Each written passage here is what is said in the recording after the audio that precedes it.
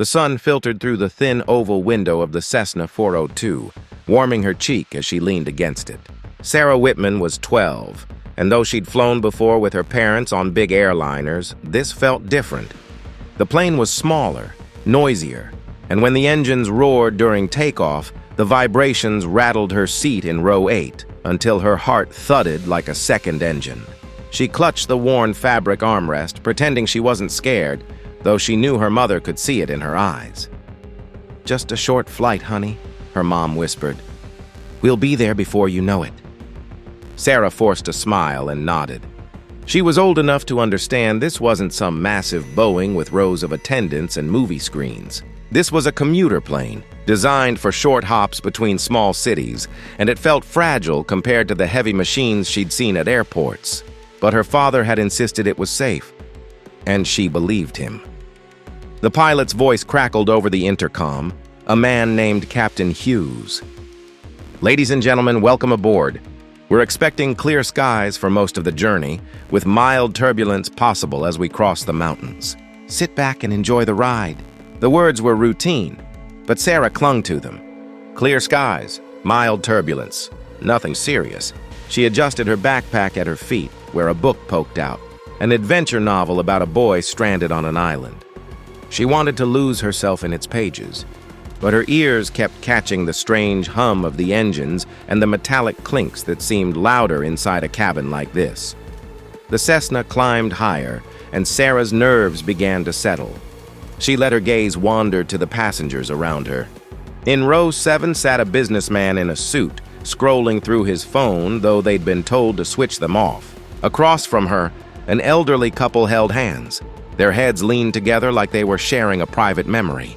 Up near the front, a mother bounced a baby on her lap, the little boy squealing every time the plane jolted. For a while, everything was peaceful. The plane sailed above a quilt of clouds, sunlight scattering across their cottony peaks. Sarah even let her eyelids grow heavy, drifting toward that hazy space between dreaming and waking. Then came the jolt. It wasn't the kind of light bump she'd felt before. It was harder, sharp enough to knock her water bottle onto the floor. The engines groaned, a rumbling stutter that didn't sound like the smooth hum she'd grown used to. People sat up straighter. The businessman put his phone away. The mother with the baby glanced nervously toward the cockpit. Sarah gripped her seatbelt. Her heart picked up. The intercom clicked on, but instead of Captain Hughes's calm, it was silence. Just static. Finally, his voice came, strained. "Ladies and gentlemen, we've hit an unexpected systems issue. Nothing to worry about. We'll be working to stabilize the aircraft. Please remain seated with your seatbelts fastened." His voice was calm, but Sarah noticed something her mother didn't. A tremor, the tiniest crack in his words, like he was trying to sound in control but wasn't. The businessman whispered something under his breath. The baby began to cry, and outside the window, Sarah saw it, the right engine sputtering. The propeller blades jerked unevenly, coughing smoke that vanished in the rushing air. "Mom," she said softly, "the engine." Her mother followed her gaze, and her face drained of color. She didn't answer. The plane dipped. Not a nosedive, but enough for the passengers to feel their stomachs lurch. Gasps filled the cabin. Someone prayed aloud. The intercom crackled again, and this time the words were less composed. "Mayday, Mayday, this is Sierra November 402. We are experiencing engine failure. Requesting immediate..." The voice cut off in static. Sarah had never heard a Mayday before, but she didn't need aviation knowledge to understand. Her chest tightened. The plane was in real danger. The cabin filled with silence, the kind that comes after bad news when nobody knows what to say. Then panic rippled. The businessman unbuckled his belt and paced until a flight attendant, pale but firm, ordered him back. The elderly couple whispered prayers, clutching each other's hands. Sarah's mom squeezed her hand. "It's okay, sweetheart. The pilots know what they're doing. Just breathe." But Sarah's gaze kept flicking toward the cockpit door. She imagined the captain and co-pilot struggling with buttons and switches, alarms shrieking. And then for the briefest moment, the door swung open. She glimpsed inside. The co-pilot hunched forward, sweat dripping as his fingers danced over controls. The captain's hand gripped the yoke so tightly the veins in his wrist stood out. And then she saw something else. The co-pilot's lips moved, muttering words that sounded like fear. The door shut again, but that glimpse stayed with her. Adults were supposed to be in control. Pilots were supposed to be calm. But in that moment, Sarah realized something terrifying. The people flying the plane were scared too. The Cessna banked left sharply, the wing tipping low enough that passengers cried out. The baby screamed. Luggage tumbled from overhead bins despite the attendants' frantic attempts to secure them. A heavy bag struck the businessman's shoulder and he cursed. Sarah clung to the armrest, her knuckles aching. She wanted to close her eyes and pretend none of this was happening, but she couldn't. Some force deep inside her refused to look away. The plane leveled out again, shuddering violently as the failing engine spat more smoke. Then came a sound worse than the rest, a deep, choking cough followed by silence. The propeller froze. One engine was gone. Gasps spread through the cabin like wildfire. Sarah's mother whispered, "Oh, God." The intercom came alive again. Captain Hughes's voice was tight, rushed. "Ladies and gentlemen, we've lost our right engine. We're attempting an emergency landing. Please stay calm and follow all instructions." But calm was impossible. The businessman shouted about how there weren't airports nearby. The elderly woman sobbed into her husband's chest.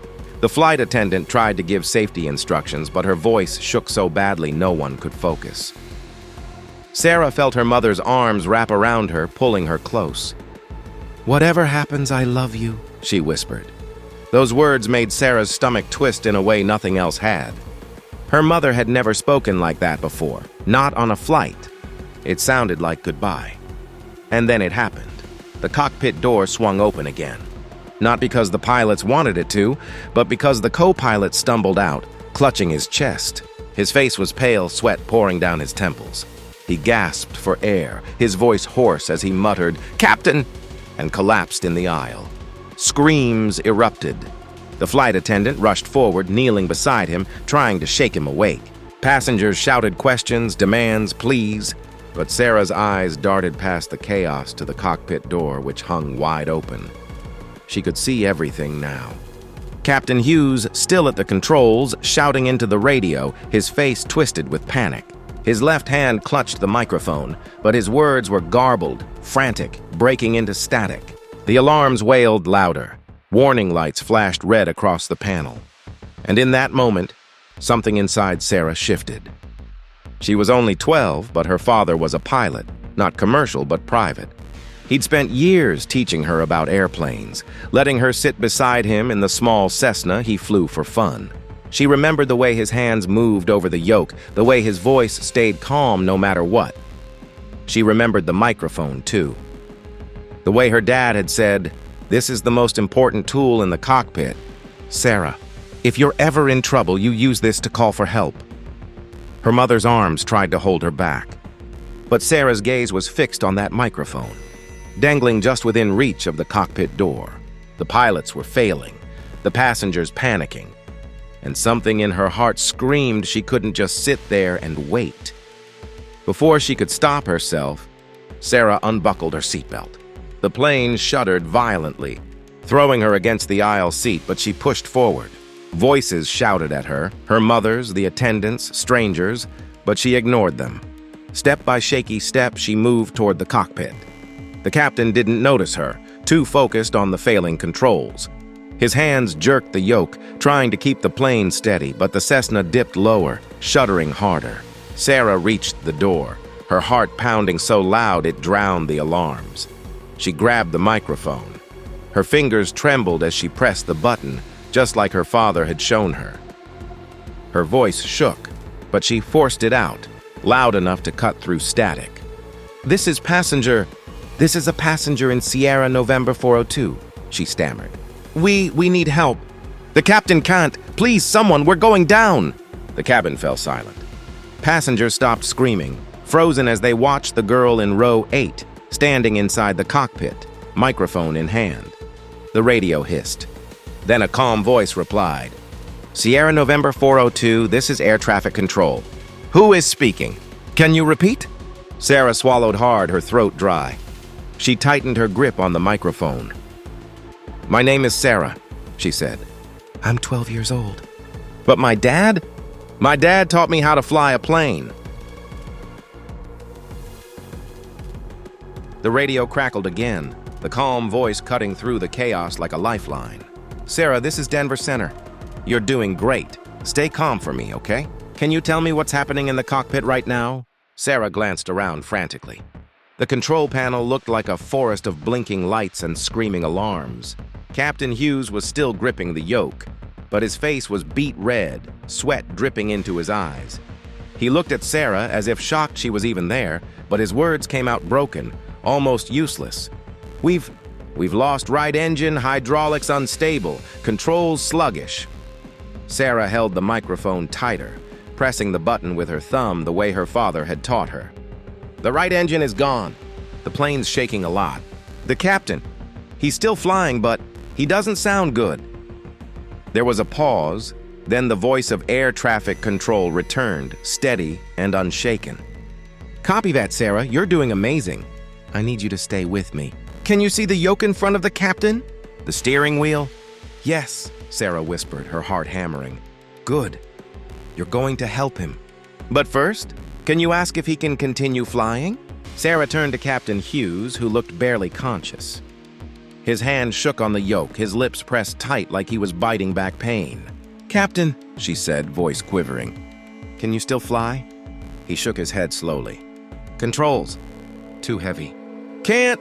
His hand slipped from the yoke, and the plane jerked violently left. Passengers screamed. The baby's wails pierced the cabin. Sarah didn't think. She grabbed the yoke with both hands. The metal was cold, vibrating beneath her grip. She pulled with all her strength, trying to level the wings, but the plane fought her, heavy and unresponsive. The radio came alive again. "Sarah, listen to me. Put your hands on the yoke, both hands. Pull back gently, not too much. That's it. Keep it steady." Her arms shook, but she followed the instructions. The nose lifted slightly, the wings leveled. The shuddering eased just enough that the passengers stopped screaming for a moment. "You're doing it, Sarah," the controller said. "You've got control." Her breath came in short gasps. I can't do this. I'm just a kid." "You can," the voice insisted. "You know why? Because you're already flying it. You're keeping everyone alive right now." The words struck something deep inside her. She wasn't just a scared kid anymore. She was the only one holding the Cessna steady in the sky. Behind her, the passengers watched in stunned silence.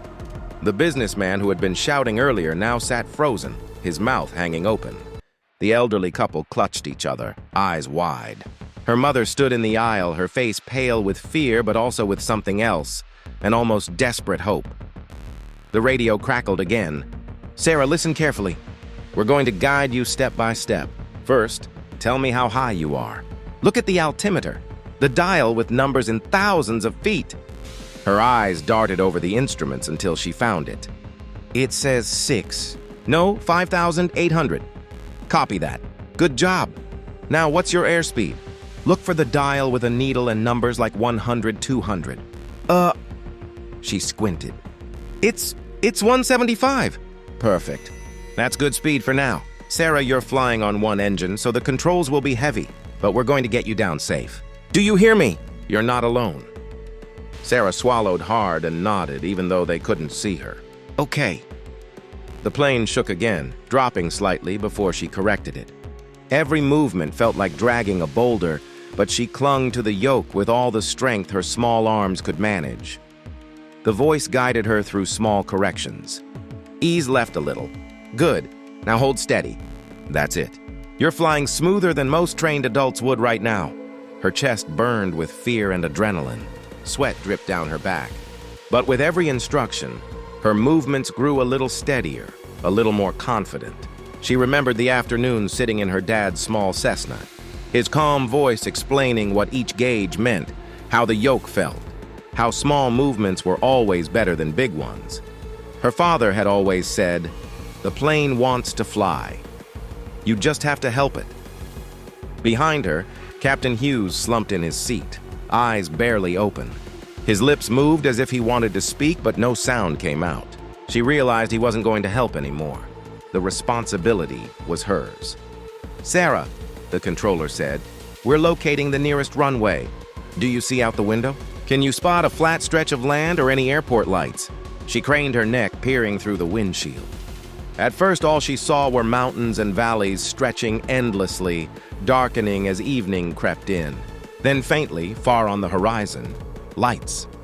A row of tiny dots glowing against the dusk. "Yes!" she shouted. "I see lights. Good work. That's the airfield. We're going to bring you straight there. But we need to start descending. Are you ready?" Her stomach twisted. Descending meant landing. Landing meant the hardest part. But she tightened her grip on the yoke and forced herself to nod. "Ready? Okay, begin lowering your nose gently. Don't push too hard. Just ease it down." She pushed forward on the yoke, her arms trembling with effort. The plane dipped, and passengers gasped. But then it steadied into a slow, controlled descent. "That's it. You're doing beautifully." Sarah's heart pounded so loudly she thought everyone could hear it. Her mouth was dry, her hands numb, but she kept going. She couldn't stop now.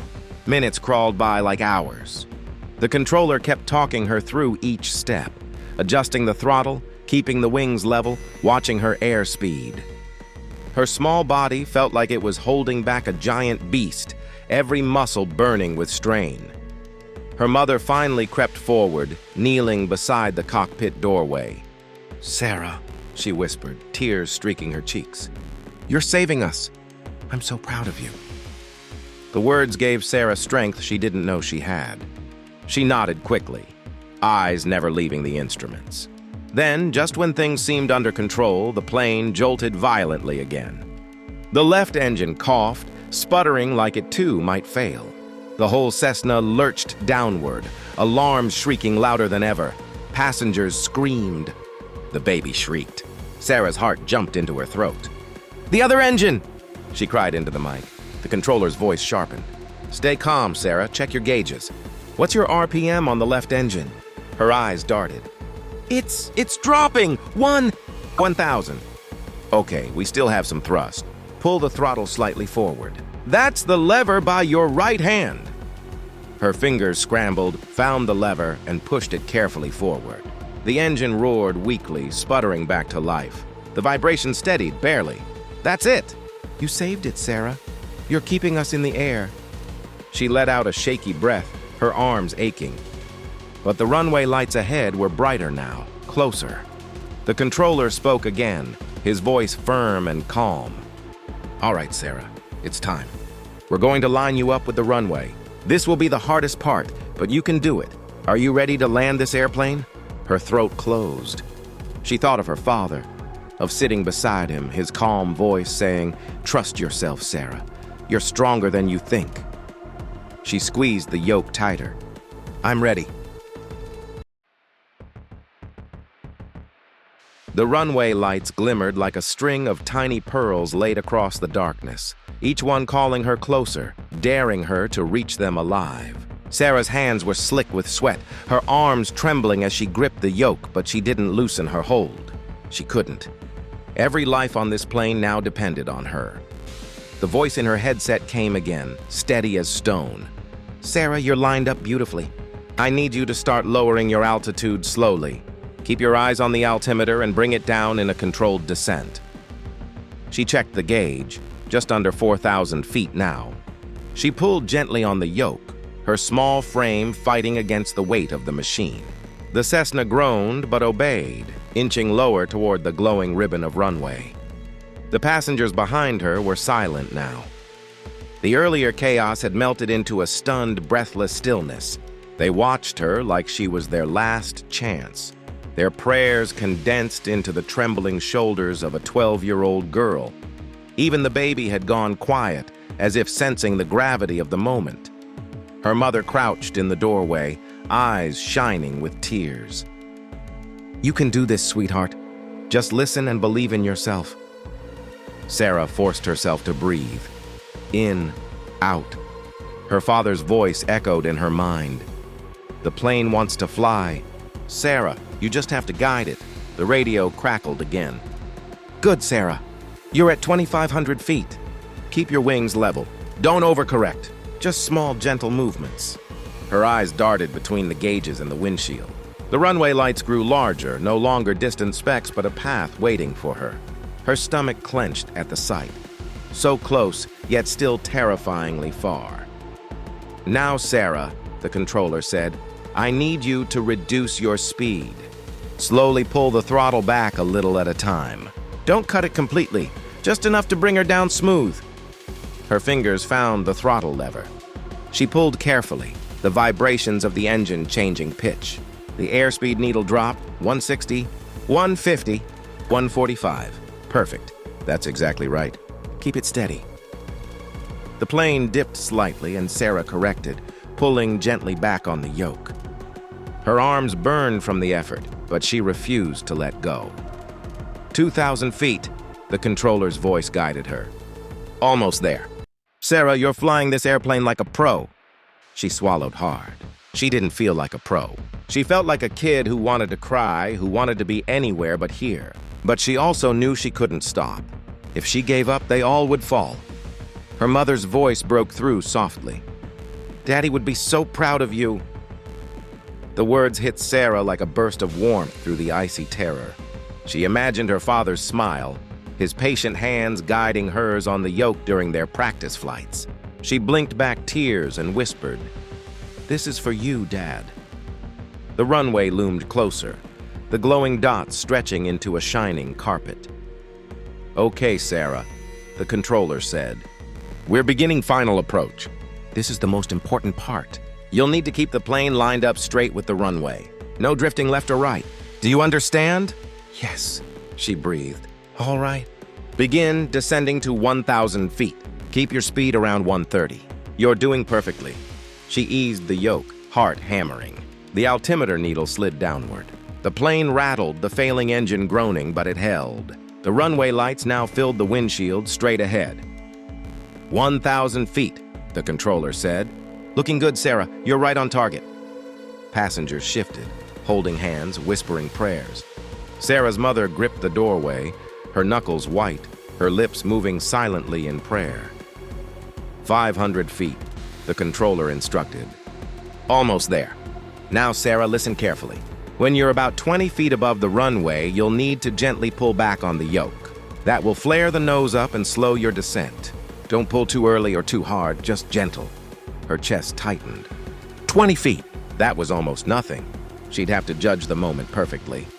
300 feet. You're steady. Keep it straight. The runway raced up to meet them. Sarah's breath came in ragged gasps.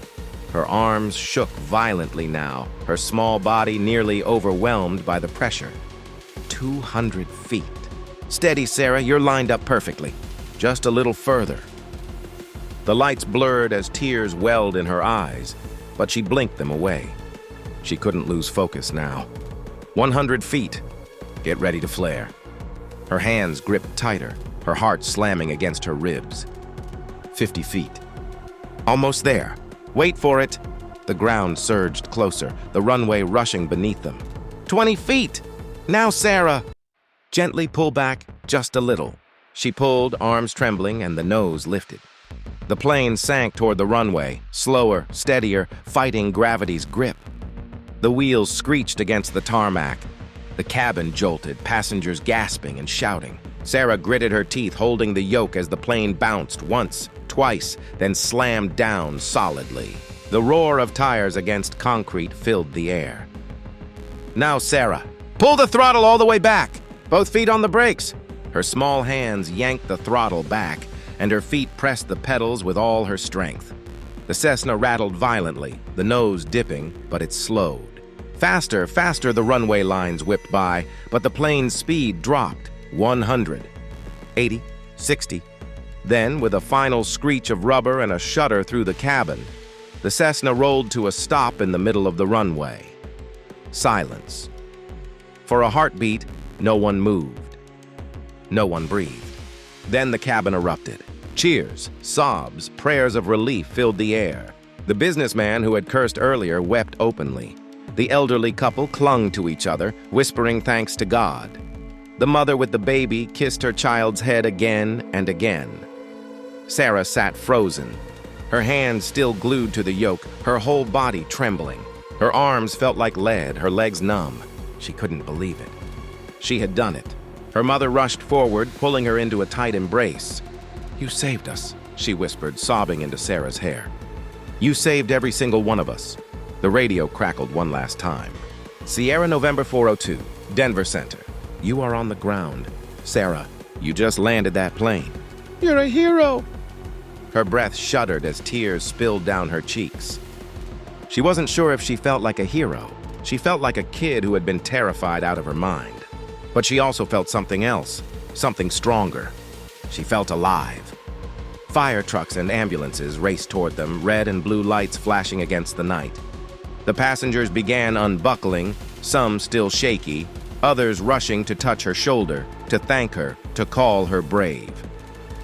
Captain Hughes was carried off by medics, pale and unconscious. The co-pilot was lifted onto a stretcher, his breathing shallow. But every passenger walked off alive. Every single one, because of the 12-year-old girl from row 8. As Sarah stepped down the stairs to the tarmac, the cool night air washed over her.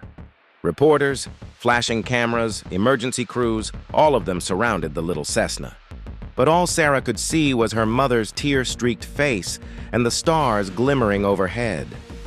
She had been just a kid when she boarded that plane. But when the engines failed, when the adults panicked, when no one else could step forward, she had grabbed the microphone.